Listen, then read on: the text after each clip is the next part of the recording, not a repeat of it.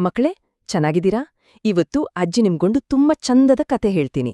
ಇದು ಒಂದು ತುಂಟ ಕೋತಿ ಮತ್ತೆ ಒಂದು ಬುದ್ಧಿವಂತ ಮೊಲದ ಕಥೆ. ಕೇಳೋಕೆ ಎಲ್ರೂ ತಯಾರಾ? ಹಾಗಾದ್ರೆ ಬೆಚ್ಚಿಗೆ ಮಲ್ಕೊಂಡು ಆರಾಮಾಗಿ ಕೇಳಿ. ಒಂದಾನೊಂದು ಕಾಲದಲ್ಲಿ ಸುಂದರಪುರ ಅಂತ ಒಂದು ಸುಂದರವಾದ ಕಾಡಿತ್ತು. ಆ ಕಾಡಲ್ಲಿ ಬಣ್ಣ ಬಣ್ಣದ ಹೂವುಗಳು ನಗುತ್ತಿದ್ವು, ದೊಡ್ಡ ದೊಡ್ಡ ಮರಗಳು ಆಕಾಶದ ಜೊತೆ ಮಾತಾಡ್ತಿದ್ವು, ಆಮೇಲೆ ತಂಪಾದ ನದಿಯೊಂದು ಜುಳು ಜುಳುವಂತ ಹಾಡ್ತಾ ಹರಿತಿತ್ತು. ಅಲ್ಲಿರೋ ಪ್ರಾಣಿಗಳೆಲ್ಲ ತುಂಬಾ ಸಂತೋಷವಾಗಿದ್ವು. ನಮ್ಮ ಕತೆ ಶುರುವಾಗೋದೆ ಈ ಸುಂದರವಾದ ಸುಂದರಪುರ ಕಾಡಿನಲ್ಲಿ. ಆ ಕಾಡಿನಲ್ಲಿ ಕೋಟಿ ಅಂತ ಒಂದು ತುಂಟ ಕೋತಿ ಇತ್ತು. ಅಬ್ಬಾ, ಅದಕ್ಕೆ ಒಂದೇ ಕಡೆ ಸುಮ್ನೆ ಕೂರೋಕೆ ಆಗ್ತಾನೇ ಇರ್ಲಿಲ್ಲ. ಯಾವಾಗ್ಲೂ ಒಂದು ಮರದಿಂದ ಇನ್ನೊಂದು ಮರಕ್ಕೆ ಪಟಾಪಟ ಅಂತ ಜಿಗಿತಾ ಎಲ್ರೇನೂ ರೇಗಿಸ್ಕೊಂಡಿರೋದೇ ಅದರ ಕೆಲ್ಸವಾಗಿತ್ತು. ಆದ್ರೆ ಈ ತುಂಟ ಕೋಟಿಗೆ ಒಬ್ಬ ಒಳ್ಳೆ ಗೆಳೆಯನೂ ಇದ್ದ. ಯಾರಂತ ಗೊತ್ತಾ? ಕೋಟಿಯ ಸ್ನೇಹಿತನ ಹೆಸರು ಮೋಲ. ಮೋಲ ಒಂದು ಬುದ್ಧಿವಂತ ಮೊಲ. ಕೋಟಿ ಎಷ್ಟು ತುಂಟನೋ, ಮೋಲ ಅಷ್ಟೇ ಶಾಂತ ಸ್ವಭಾವದ್ದು. ಆದ್ರೂ ಅವರಿಬ್ಬರೂ ಜೀವದ ಗೆಳೆಯರಾಗಿದ್ರು. ಒಂದಿನ ಹೀಗೆ ಕಾಡಲ್ಲಿ ಆಟ ಆಡ್ತಾ ಹೋಗ್ಬೇಕಾದ್ರೆ ಅವರಿಬ್ಬರ ಕಣ್ಣಿಗೆ ಏನೋ ಒಂದು ವಿಶೇಷವಾದದ್ದು ಕಾಣ್ತು. ಅಬ್ಬಾಬಾ, ಎಂಥ ಮರ ಗೊತ್ತಾ ಅದು? ಆಕಾಶ ಮುಟ್ಟುವಷ್ಟು ಎತ್ತರದ ಒಂದು ದೊಡ್ಡ ಮಾವಿನ ಮರ.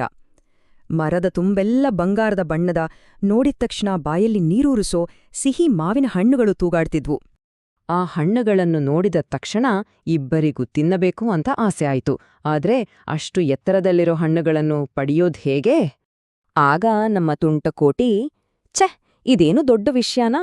ನೋಡ್ತಾ ಇರು, ನಾನೇ ಪಟಪಟ ಅಂತ ಜಿಗ್ದು ಆ ಹಣ್ಣುಗಳನ್ನೆಲ್ಲ ಕೆಳಗೆ ಹಾಕ್ತೀನಿ ಅಂತ ಅಹಂಕಾರದಿಂದ ಹೇಳ್ತು.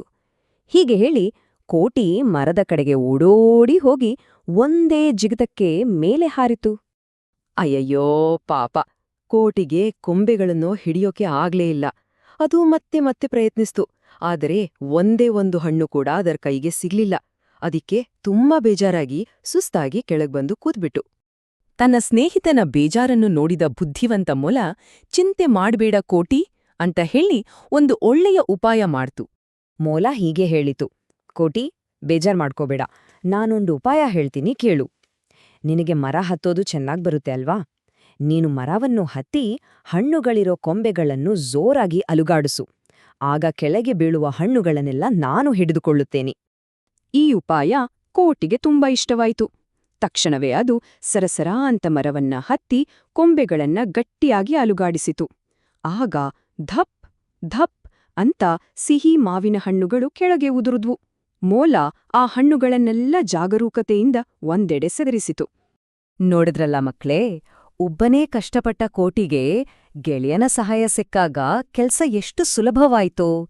ಇದಕ್ಕೆ ಹೇಳೋದು ಒಗ್ಗಟ್ಟಿನಲ್ಲಿ ಬಲವಿದೆ ಅಂತ. ಆಮೇಲೆ ಇಬ್ಬರು ಸ್ನೇಹಿತರು ಆ ಸಿಹಿಯಾದ ಮಾವಿನ ಹಣ್ಣುಗಳನ್ನು ಹಂಚಿಕೊಂಡು ಹೊಟ್ಟೆ ತುಂಬಾ ತಿಂದ್ರು. ಅವರಿಗೆ ತುಂಬಾ ಖುಷಿಯಾಗಿತ್ತು. ಒಬ್ರಿಗೊಬ್ರು ಸಹಾಯ ಮಾಡಿದ್ದಕ್ಕೆ ಸಿಕ್ಕಿದ ಪ್ರತಿಫಲ ಅಲ್ವಾ ಅದು? ಹಾಗಾಗಿ ಮಕ್ಳೇ, ಈ ಕಥೆಯಿಂದ ನಾವು ಕಲಿಬೇಕಾದ ಪಾಠ ಏನಂದ್ರೆ, ಒಗ್ಗಟ್ಟಿನಲ್ಲಿ ಬಲವಿದೆ. ಒಬ್ರಿಂದ ಆಗದ ಕೆಲ್ಸ ಎಲ್ಲರೂ ಒಟ್ಟಿಗೆ ಸೇರ್ಕೊಂಡ್ರೆ ಸುಲಭವಾಗಿ ಆಗುತ್ತೆ. ಯಾವತ್ತೂ ನಿಮ್ಮ ಸ್ನೇಹಿತರಿಗೆ ಸಹಾಯ ಮಾಡಿ ಒಟ್ಟಾಗಿರಿ. ಆಯ್ತಾ? ಸರಿ, ಇನ್ನು ಚೆನ್ನಾಗಿ ಮಲ್ಗಿ. ಶುಭರಾತ್ರಿ. ಮಕ್ಕಳೇ, ನಿಮಗೆ ಈ ಕಥೆ ಇಷ್ಟ ಆಯ್ತಾ? ಇನ್ನೂ ಹೀಗೆಯೇ ಮುದ್ದಾದ ಕನ್ನಡ ಕಥೆಗಳು ನೋಡಲು ನಮ್ಮ ಚಾನೆಲ್ ಅನ್ನು ಸಬ್ಸ್ಕ್ರೈಬ್ ಮಾಡಿ. ಈ ವಿಡಿಯೋಗೆ ಲೈಕ್ ಮಾಡಿ ಮತ್ತು ನಿಮ್ಮ ಸ್ನೇಹಿತರಿಗೆ ಶೇರ್ ಮಾಡಿ. ಮತ್ತೆ ಇನ್ನೊಂದು ಹೊಸ ಕಥೆಯಲ್ಲಿ ಭೇಟಿಯಾಗೋಣ. ಬಾಯ್ ಮಕ್ಕಳೇ.